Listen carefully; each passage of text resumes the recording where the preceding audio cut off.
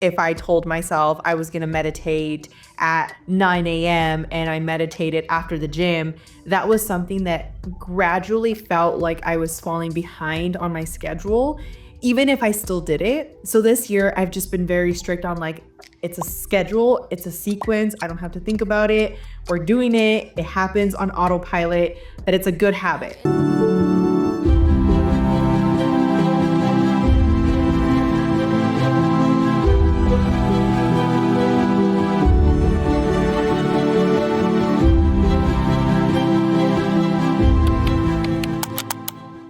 What's going on, guys? Thank you so much for tuning in to yet another episode of Walking Manifestator. And in this space, we talk about all the things that have been holding us back through stories that we have been told so that we can truly tap into the walking manifestators we are born to be.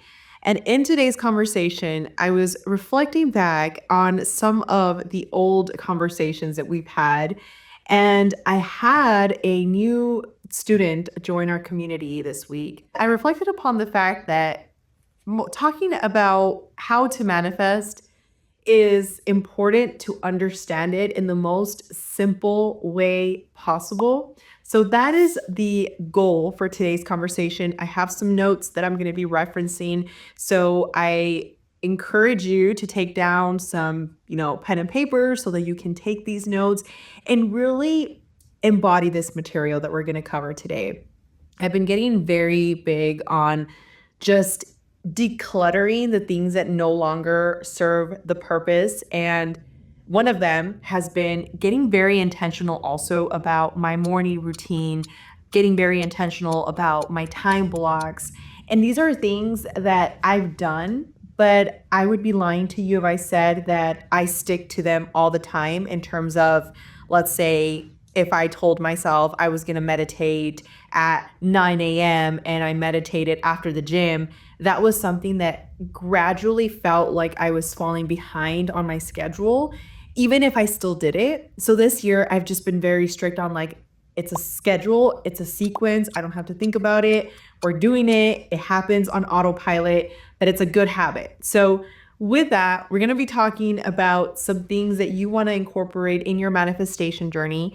And on our next episode, so you definitely want to stick around for that one, we're going to also incorporate some morning routines that you want to start tapping into to really help you in this journey that you're embarking on. Because when you're looking to manifest, and we've talked about this before, you're not just going to manifest the things that you are thinking about. You're going to manifest the things that you're also acting upon and that you are also feeling. So these are very essential things that we're going to get into. So with that being said, let's dive deep into today's conversation. Now, the first thing I want to go over is going to be understanding the 4 principles behind manifesting. And this is something that technically I could argue there's 5, but I want to focus on the first 4. And then the 5th one is something that you should carry out throughout your day. Okay, so let's get into the first one. Now, the number one thing you want to write down that is going to help you in your manifestation journey is changing your narrative.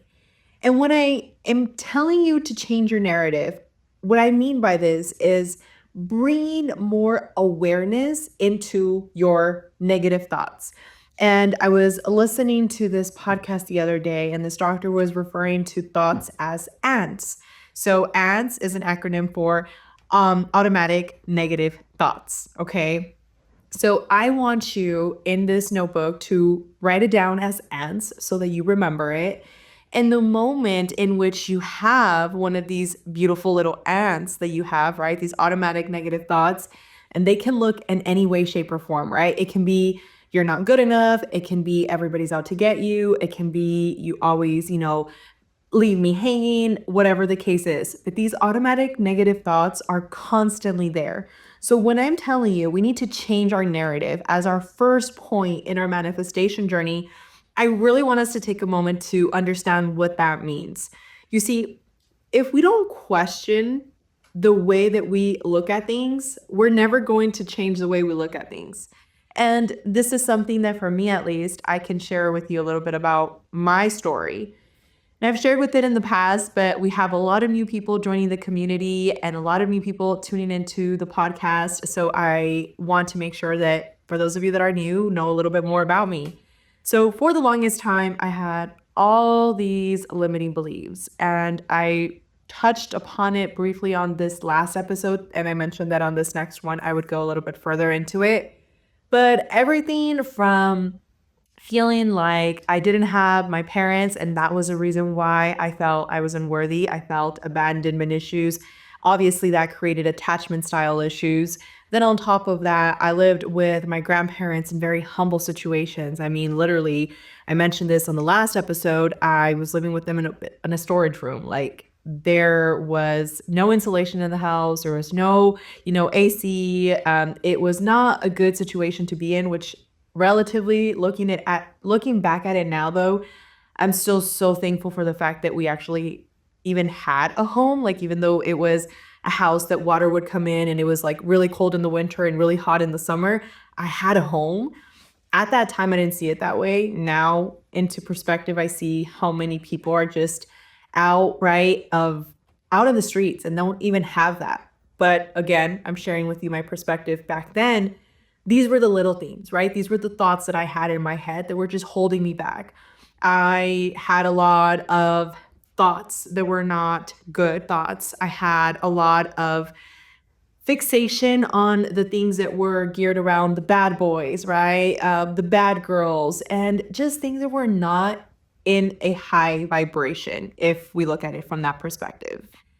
And when I share this story, and before I even was vulnerable enough to even start talking about it, because it didn't happen until recently, and I'm talking about maybe 3 years ago that I started really getting comfortable telling my story. And that was because I saw it as it's nobody's business. Like, I have nothing to prove to anybody. I don't need to tell anybody what I've been through, because I don't need somebody to pat me on my shoulder and say, oh, good job, you did this, right? And that was my thought process.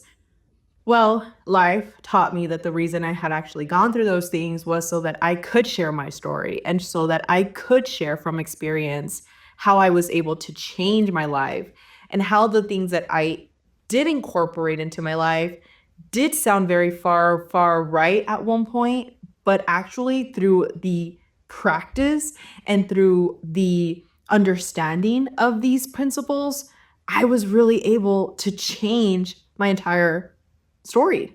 Okay. So why am I telling you this? Well, because if you're in this video right now and you're like, Alexa, I want to change my story. Like, I hear what you're saying, but you know what, Alexa, I just get so consumed by these negative thoughts. And back to the conversation I was having with this new student, they were telling me how they just feel stuck, and they feel like if everybody's out to get them, they feel like if the people that are coming around are now only coming around because they want something from them. And there were a lot of feelings of self-sabotage, because there was even moments in which the person wanted to apply to certain jobs, but based off the description that she was reading and assuming that, that's what the company was asking for, because obviously that's what it says, right? But she's already assuming that they were going to say no to her, so she wouldn't even try to submit an actual, application. And this really took me back to that moment in time in which I would hear people tell me that, you know what, like, even thinking about it, it wasn't even people telling me like to have better thoughts, because if I'm being very honest with myself, like reflecting on everything, I didn't really have people telling me to think better thoughts. Like, I didn't have really any encouragement to pour more into my thought process and into Alexa as an individual. I was just so consumed with the external noise. And by going through this process and searching, and literally, and I've shared with a few of you, I came to this material when I was around age 16, but it didn't resonate with me. And it was like I had seen a video, and then I was like, okay, law of attraction, vibration, what is this about? And I kind of just like didn't really focus on it. And I don't remember much about it. I just remember it was something that sounded very far right and I wasn't going to be able to do it. So when I had this conversation with the student, it took me literally back to that moment of remembering how far away I felt from reaching the goal. And in this process, when you feel that way, the only thing that's going to get you out of this is realizing that the only thing that is putting you in that state is the thought that you're having. And I really want you to dissect that because when you think about it, let's say we go back to your childhood, right? Then you can sit and say, you know what, Alexa, my parents were just like really rude with me. They were the worst, and fill in the blank. Or on the opposite side, Alexa, I didn't have anybody there, right? Which I feel you on that category because it's similar things that I went through. But when it really comes down to it, those experiences were simply that it already happened. However, in our brain, we continuously tell ourselves this story. So it literally takes us from this present moment and it takes us and put us back into this moment that was in the past. But now we're back in that moment. And this is where I get very fascinated with now because when I tell my students, I want you to think about the embodiment. I want you to visualize what it would be like for you to have the nice house, the nice car, the organizations that you're contributing to, the new business that you just started. When we talk about that, to some people, the imagination can go wild and it's like it's flowing. It's just fine. But to some other people, and I was in that category, they'd be like, how do I picture that though? Like, I've never seen that. I've never really, like, in my personal reality, I've never seen that. Okay, well, I can argue the fact that you've never really seen a star, but you know what they look like because you've watched videos on them at one point or another. And yes, you could sit here and say, like, well, yeah, I can look up at the sky, but I'm talking about like those vivid pictures that you've seen that they're showing through like the telescope of the images of space. That's something that technically I could argue and sit here and say, well, you technically can't see, right? But when we really think about this and we ask ourselves these questions, where is it that in this journey, this thought process that we're having is holding us back? It's coming from that feeling. We're bringing a feeling that no longer exists, but we're marinating it with the current present reality that we're experiencing, and we're making it now part of our reality.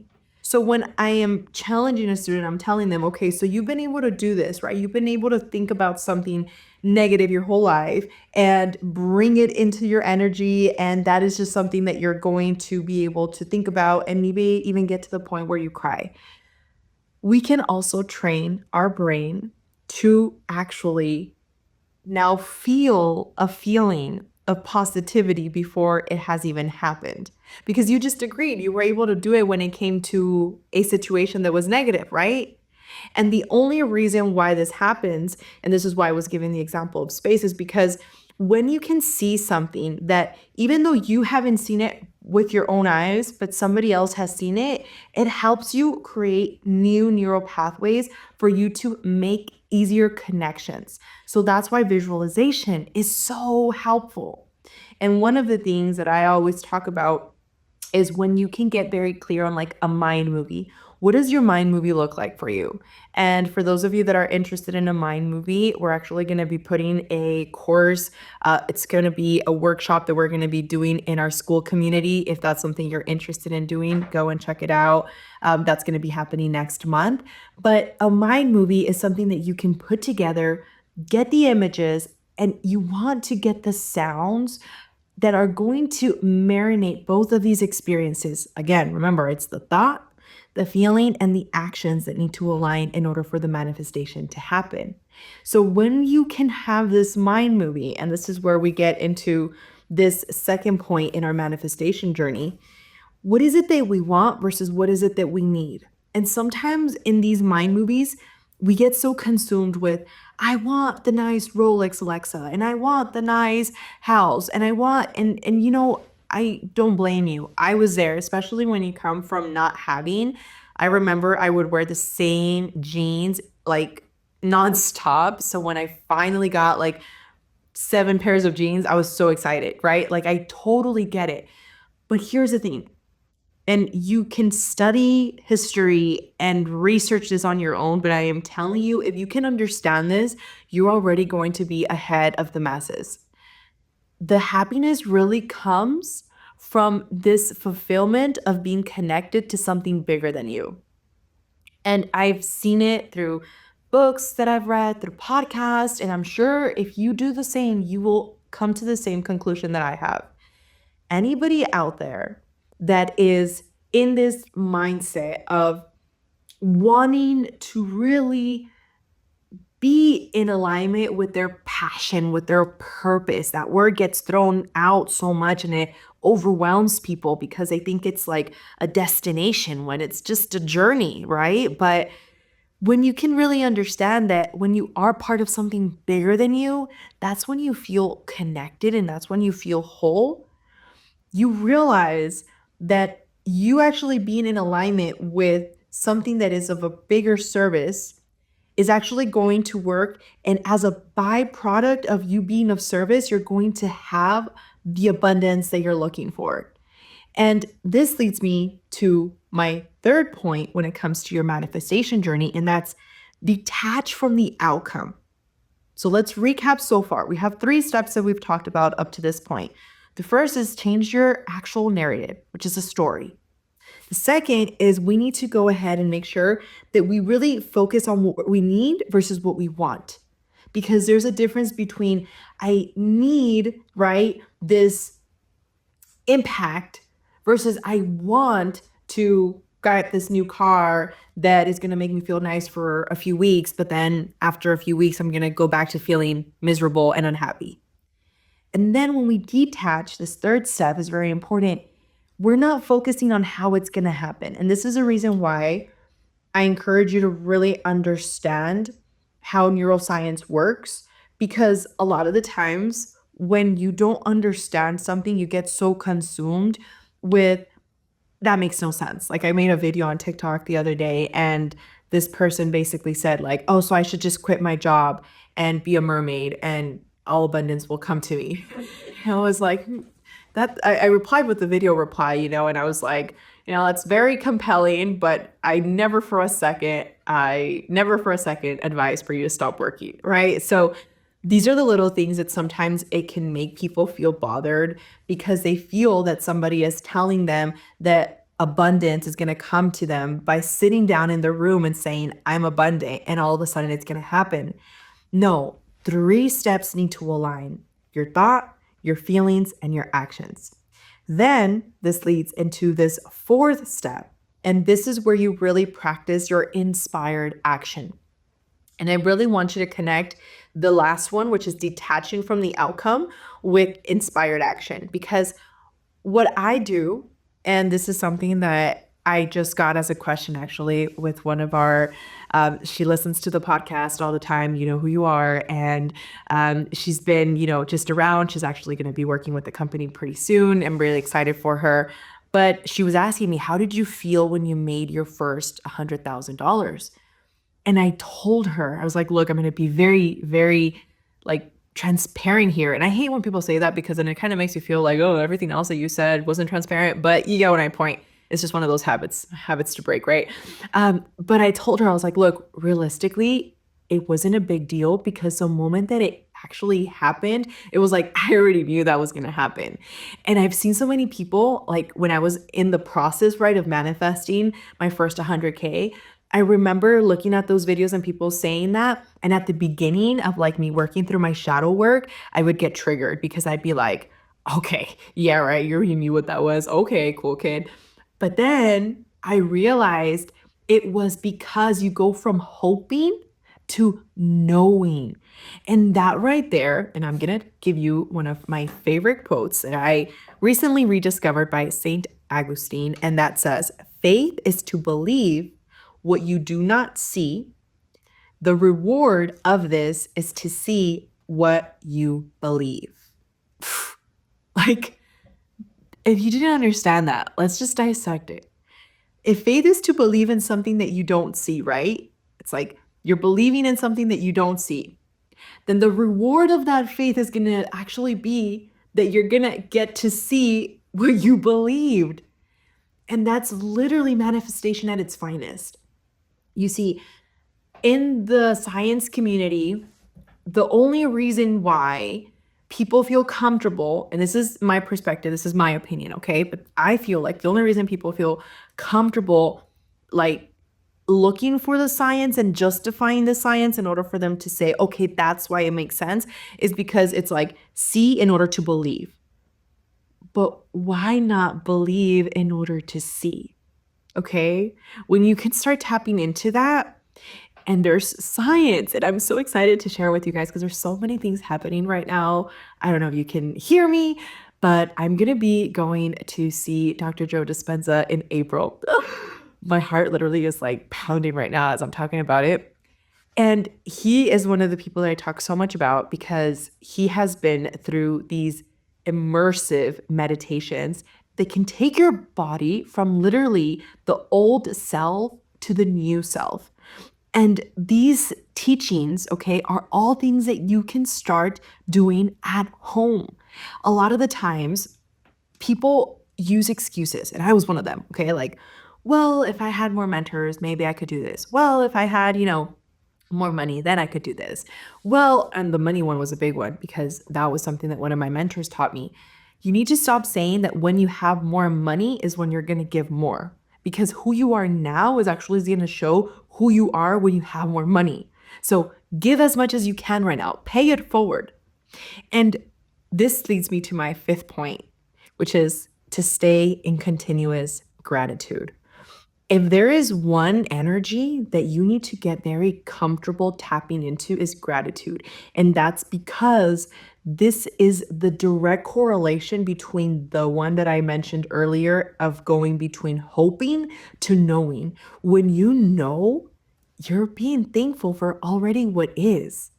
And when you can understand, and this is where I've talked about this in the past with you guys, but the Wright brothers, right? They all looked at them like they were crazy because they wanted to create this like metal piece object, right? This piece of metal that was going to be flying through the skies. And they looked at them like, are you crazy? But they had this thought that existed already in the quantum field. And that is what the quantum field is. I'm going to actually, if you're interested, I made a very good little video explanation. I'll attach the link down below so that you guys can check it out. But it basically shows you how, let's just say, and I'll have a little diagram to try and reference it. But this is you, right? This is you in the 3D. And over here is the 5D. When you have your thoughts, your feelings, and your actions, they act as little antennas. This antenna is what's signaling out to the fifth dimension. This is what it means to be in energetic alignment with what you're looking to attract. This is why somebody that's desperate, that desperate guy or that desperate girl that wants to get with you, and you're just like, no, like there's just something that the energy just like really pushes you away from them. It's because of that. Or maybe you're that person. And if it's you that is being that person, the reason why they don't want to interact with you is because you're giving that energy off of neediness, of clinginess. And I'm telling you, it happened with one of my clients.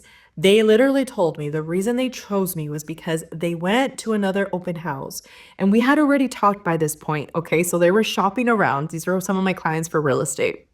They were shopping around, they were considering options, and they had already interviewed with me, but they went on a weekend to basically talk to some other agents. And the reason they chose me was literally their words was, your energy wasn't needy. And I was like, what does that mean? Because we obviously like at that point we were feeling a little more comfortable with one another. And they're like, you just were needy. Your energy was really comfortable. You didn't feel like rushed and you were just flowing. That's the energy alignment that we're talking about. When you're in this energy of need and you're like, oh, well, it's because nobody helps me. And oh, it's because everybody leaves. And well, it's because all these poor things that are happening to you, right? And you're just so focused on all these things, you're literally acting as an antenna for more of those things. And if any of these things are in alignment with you, you definitely want to stick around for our next episode, which is going to be for our morning routine. We're going to talk about some very tangible things that you should start incorporating. This is really going to bleed into, a full day routine, but I really want to start with the morning routine because it is something that is important for you to get the most out of your day. Whether you're a single mom, a single dad, married, or whatever the case is, these are the things that are really going to help you to ensure that you are at your peak performance. So with that being said, I want to say thank you again for those of you that tuned in. Thank you for being part of the community. And again, if you're not yet part of School WM, please check down below the link. It is free to join. And the last thing I want to ask for before you leave is if you got any value from today's video, I would highly appreciate if you could share this video, give it a thumbs up or a comment down below. And the reason for this is two things, okay? Number one is, yes, it's going to help us get this message to more people out there. But number two, the law of the energy that we've talked about, okay? The law of reciprocity. The energy that you put out is the same energy you're gonna get back. And when you pay it forward, like when I see all these amazing videos of creators that are sitting there taking the time to put information out there for you guys, for me, when I'm watching, right, I take the time to show love because that is the energy that I know is going to come back to me. So if you feel called to do the same for this channel, I would greatly appreciate it. But with that being said, regardless of how you are moving forward, I hope to see you guys on the next episode. And until then, I hope you guys have a wonderful rest of your day. And until then, if nobody has told you, sending you much love, and I'll talk to you guys on the next one.